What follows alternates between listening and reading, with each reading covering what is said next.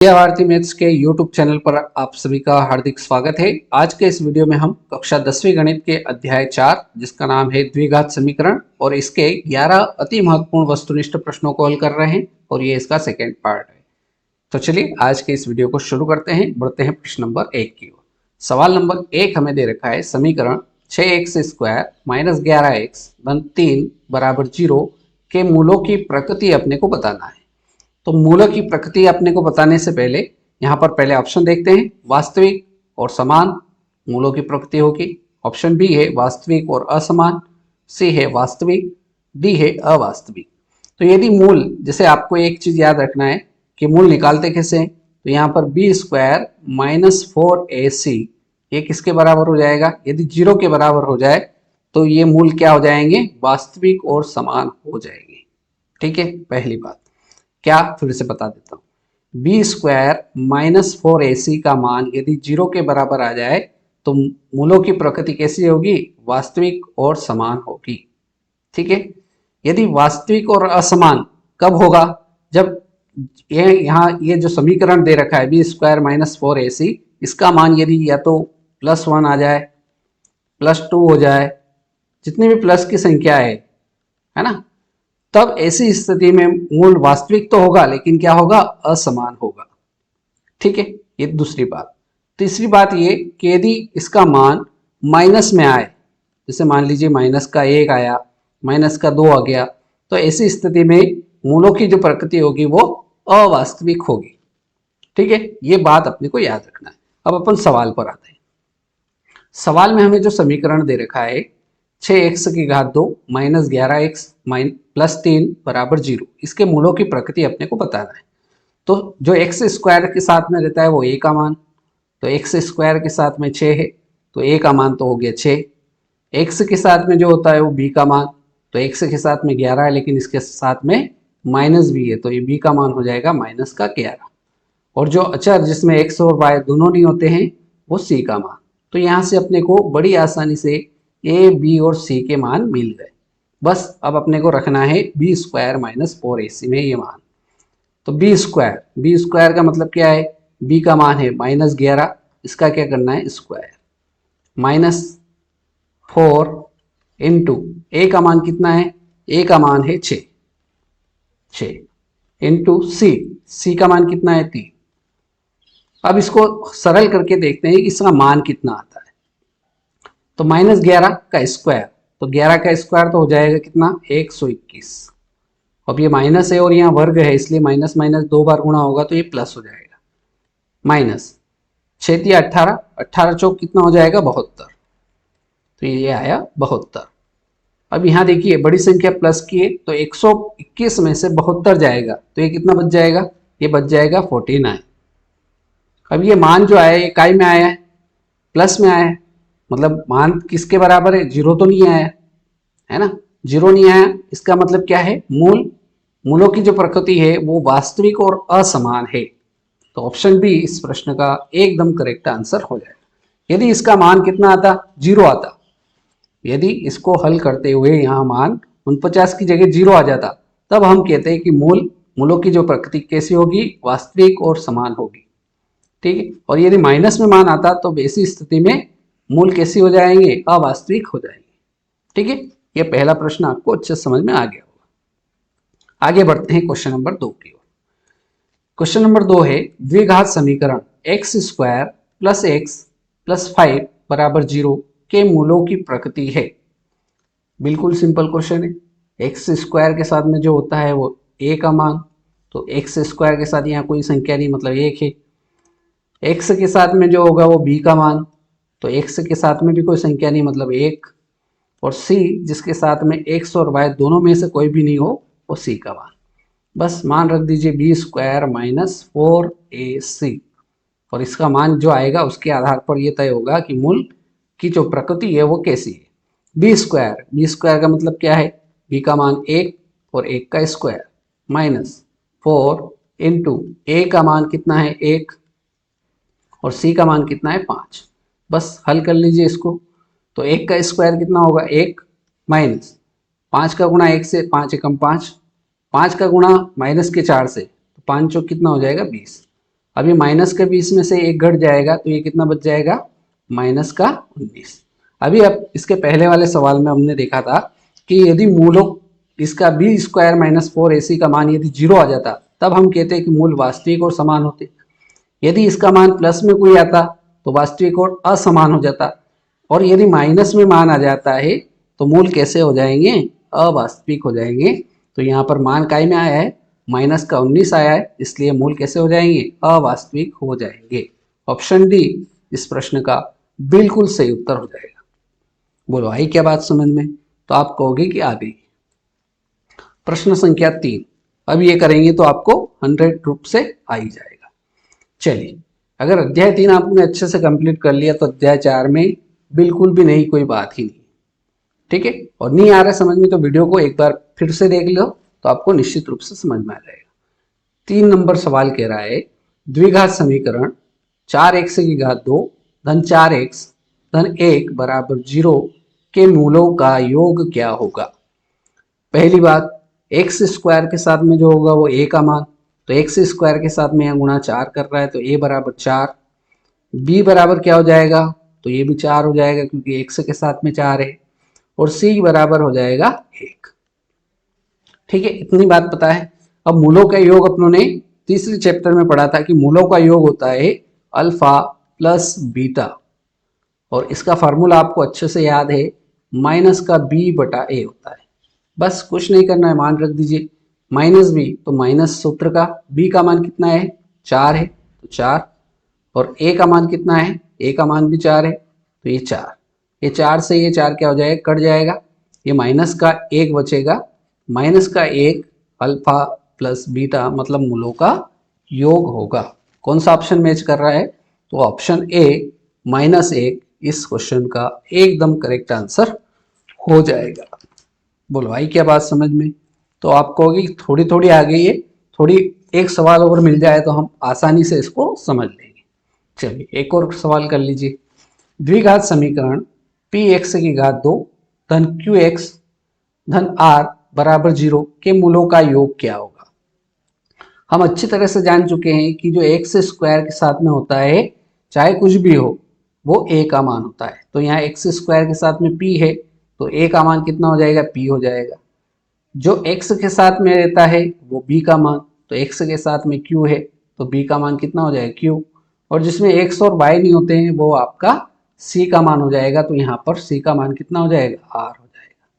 ठीक है, बस अब से पूछा है इस सवाल में मूलों का योग, तो मूलों का योग का फार्मूला आपको अच्छे से पता है, अल्फा प्लस बीटा बराबर माइनस का बी बटा ए। बस मान रख दीजिए, माइनस बी का मान कितना है, क्यू, तो ये क्यू, और ए का मान कितना है, पी, तो मूलों का योग हो जाएगा माइनस क्यू बटा पी। कौन सा ऑप्शन मैच कर रहा है, तो ऑप्शन डी इस क्वेश्चन का एकदम सही उत्तर हो जाएगा। बोलो आई क्या बात समझ में, तो आप कहोगे कि एकदम आ गए। अब इस प्रकार का सवाल अगर परीक्षा में आ जाएगा तो हम निश्चित रूप से उसको बड़ी आसानी से हल कर लेंगे। ठीक है, चलिए अच्छी बात है। अगर ऐसा प्रश्न आ जाए तो भी कर लोगे कि, तो आप कहोगे सर ऐसा कर लिया तो अब इसमें कौन सी बड़ी बात है, तो आप आसानी से कर लेंगे, पर एक बार अपन इसको समझ लेते हैं।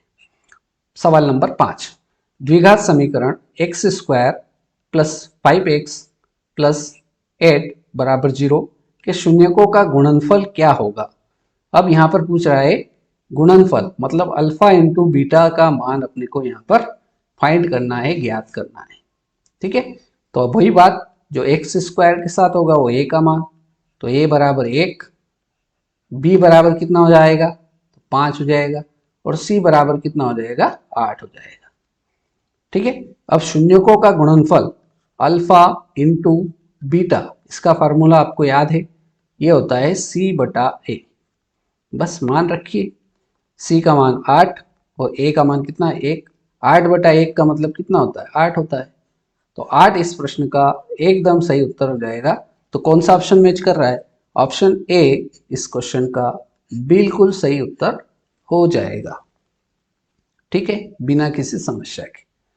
चलिए प्रश्न संख्या 6, द्विघात समीकरण एक्स स्क्वायर माइनस 3x धन 2 बराबर 0 के मूल है। ठीक है, जैसा आपने अध्याय 3 में किया था। अब यहाँ पर देखिए एक्स स्क्वायर के साथ में कितना है, 1 है, तो इसका अपन आखिरी वाली संख्या से गुणा करेंगे। आखिरी में कितना है, 2 है, तो 2 एकम 2 गुणा करने पर कितना आना चाहिए, 2 आना चाहिए। और जोड़े घटाए तो कितना आना चाहिए, माइनस का 3x आना चाहिए।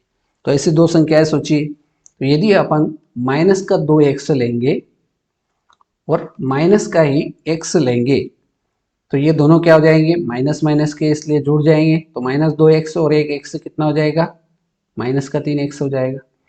2 का गुणा -2 का गुणा यदि -1 से होगा, मतलब -2 का गुणा -1 से होगा, तो ये भी कितना हो जाएगा, गुणा में माइनस माइनस क्या हो जाएगा, प्लस हो जाएगा। तो यदि आपने इतना कर लिया, बस आपका काम खत्म। बस इनके चिन्ह बदल दो, -2 है तो ये +2 हो जाएगा, -1 है ये +1 हो जाएगा। तो इसके मूल कौन कौन से हो जाएंगे, 2 और 1। 2 और 1 कौन सा ऑप्शन मैच कर रहा है, तो ऑप्शन ए इस क्वेश्चन का एकदम करेक्ट आंसर हो जाएगा।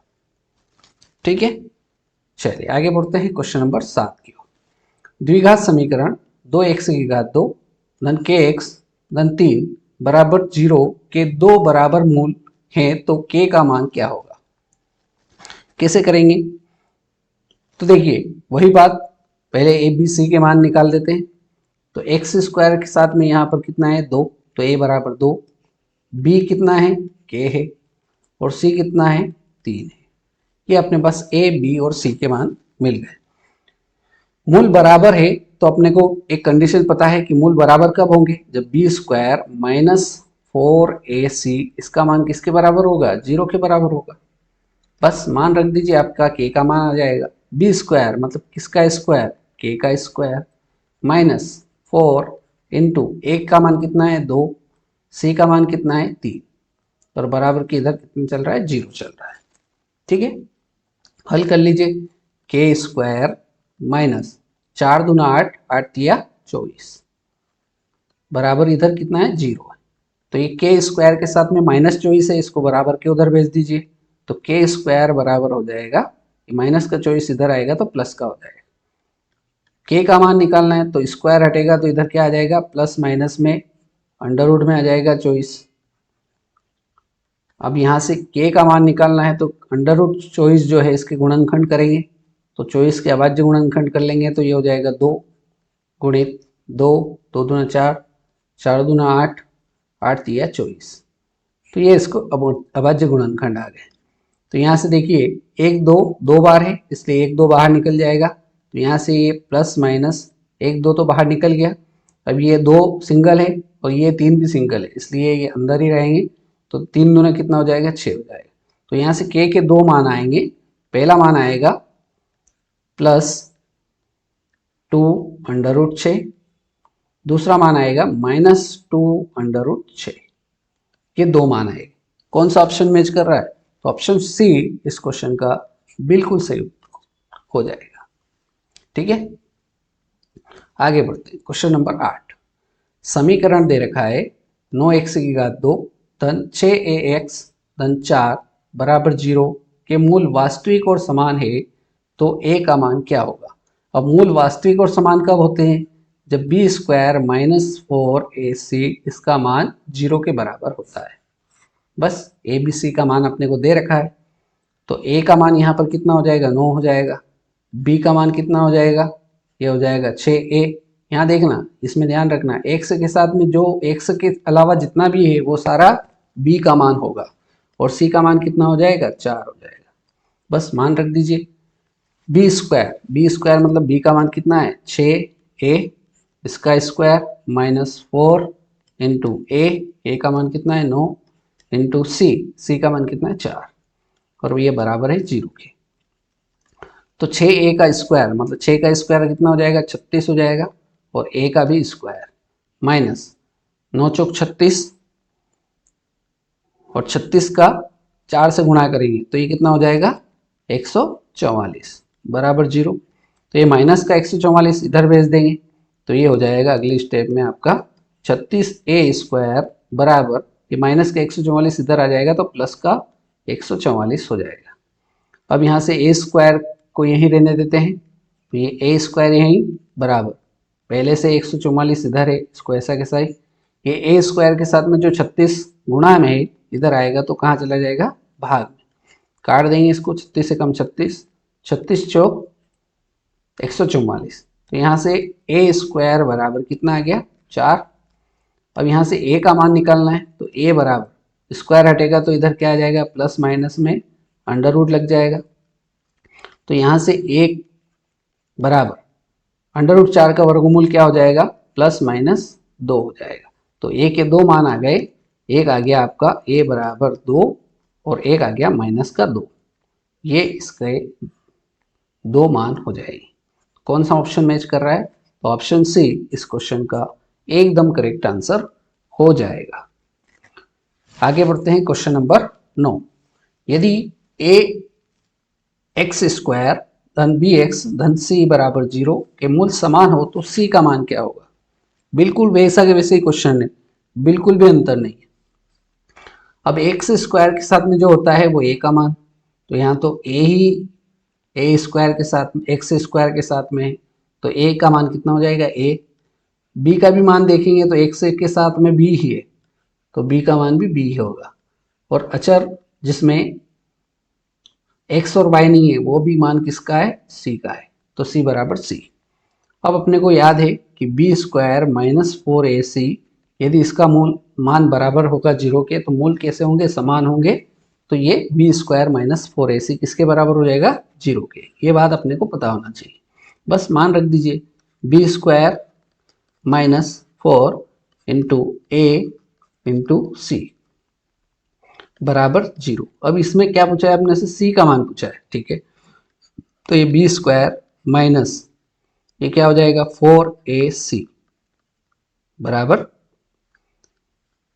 एक काम करते हैं, इसको ये माइनस का है तो उधर भेज देंगे तो इकाई का हो जाएगा, प्लस का हो जाएगा, ठीक है। अब सी का मान निकालना है तो सी को यहीं रहने देते हैं, पहले से बी स्क्वायर यहाँ पर है, इसको ऐसा कैसा। अब ये सी के साथ में जो 4a है इसके साथ गुणा में है, बराबर से इधर भेजेंगे तो ये कहाँ आ जाएगा, बटे में आ जाएगा।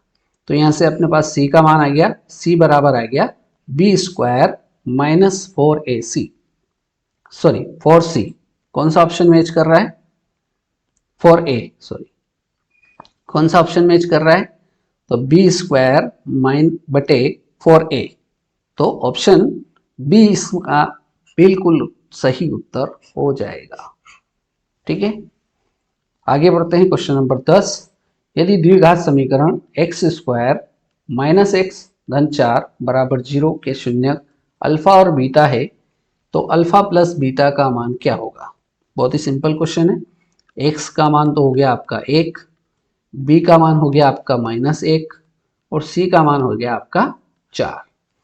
अल्फा प्लस बीटा का मान बोला है तो ये क्या होता है, फार्मूला माइनस बी बटा है। तो बी का मान कितना है, तो माइनस बी का मान कितना है -1, ये -1 और ए का मान कितना है 1, ये -1 और माइनस से गुणा होगा तो ये क्या हो जाएगा 1, 1 बटा 1 का मतलब कितना होता है 1 होता है। कौन सा ऑप्शन मैच कर रहा है, तो ऑप्शन बी इस क्वेश्चन का एकदम करेक्ट आंसर हो जाएगा। आगे बढ़ते हैं इस अध्याय का और इस वीडियो का अंतिम प्रश्न, प्रश्न संख्या 11। 11वां प्रश्न है, यदि द्विघात समीकरण पी एक्स बराबर एक्स स्क्वायर माइनस 2x बराबर 5 के शून्यक अल्फा कमा बीटा हो तो अल्फा इंटू बीटा का मान क्या होगा। सबसे पहले जो हमें दे रखा है वो लिख लेते हैं। तो हमें दे रखा है एक्स स्क्वायर माइनस 2x बराबर 5। सबसे पहली अपने को ये ध्यान रखना है कि बराबर के उधर 0 होना चाहिए, बाकी जितने भी संख्या है एक्स और वाई वाले पद है चाहे संख्या है उनको एक तरफ करना है। तो यहाँ से एक्स स्क्वायर माइनस 2x, ये 5 प्लस का इधर आ जाएगा तो ये माइनस का 5 हो जाएगा और बराबर इधर कितना हो जाएगा 0 हो जाएगा। अब ये पहले सवाल जैसा बन गया, एक्स स्क्वायर के साथ में 1 है तो a का मान 1, b का मान कितना हो जाएगा माइनस का 2 हो जाएगा और c का मान कितना हो जाएगा माइनस का 5 हो जाएगा। अब इसमें पूछा क्या है, इसमें पूछा है अल्फा इंटू बीटा का मान क्या होगा। तो हम जानते हैं कि अल्फा इंटू बीटा मतलब मूलों का गुणनफल बराबर होता है c बटा a। c का मान कितना है -5 और a का मान कितना है 1, तो -5 बटा 1 का मतलब कितना होता है -5। कौन सा ऑप्शन मैच कर रहा है, तो ऑप्शन डी इस क्वेश्चन का एकदम करेक्ट आंसर हो जाएगा। तो इस प्रकार से आपका ये अध्याय 4 कंप्लीट हुआ। उम्मीद करता हूँ कि सारे प्रश्न सरल थे, सारे सवाल बहुत इजी है। अगर आप एक बार वीडियो को देखते हुए अभ्यास करेंगे और एक बार बिना देखे अभ्यास करेंगे तो निश्चित रूप से आपको किसी भी सवाल में कोई समस्या नहीं आएगी। और फिर भी अगर कोई समस्या आती है तो आप कमेंट करके बोल सकते हैं, आपके क्वेश्चन का या आपका जो समाधान होगा वो बिल्कुल करने का प्रयास करेंगे। ठीक है, तो मिलते हैं नेक्स्ट वीडियो में ऐसे नए सवालों के साथ। जय हिंद, जय भारत।